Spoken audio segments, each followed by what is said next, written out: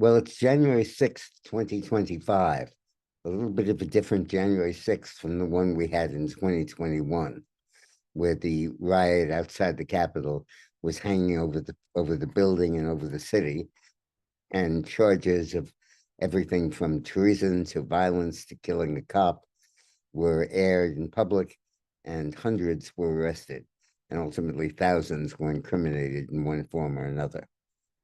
This ad is sponsored by the Patriot Gold Group. And as we look forward to 2025, let's reflect on what 2024 can teach us. Gold and silver were two of the best performing assets you can possibly hold.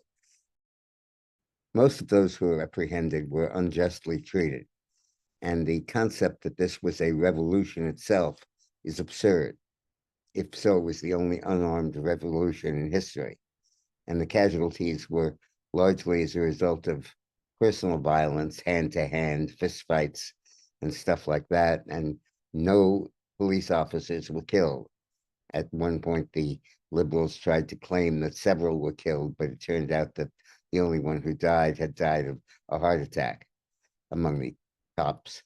January 6th has left scars in this country that are very deep, and Democrats see the day as a day of insurrection and violence against the elected government and a stand against democracy.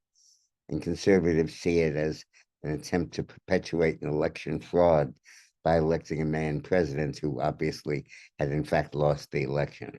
Let's get past both sides, and let's understand that right now we have a very united country with a tremendous amount of energy to achieve its objectives.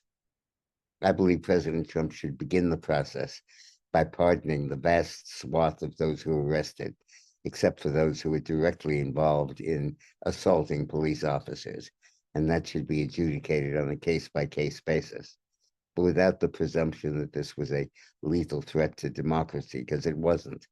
It was basically an incident manufactured by a combination of right-wing extremists and Nancy Pelosi, who were intent on victimizing the Democrats and Joe Biden so as to create a martyr that they could use to justify their intrusion into democracy. It was basically the American equivalent of the Reichstag fire set by the Nazis in order to blame the communists to justify martial law crackdown.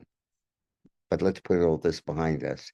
Let's pardon most of the people who are involved and move on. Thanks for watching. This ad is sponsored by the Patriot Gold Group.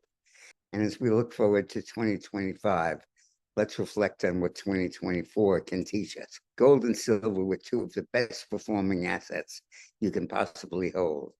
And those who decided to move into gold and silver profited enormously.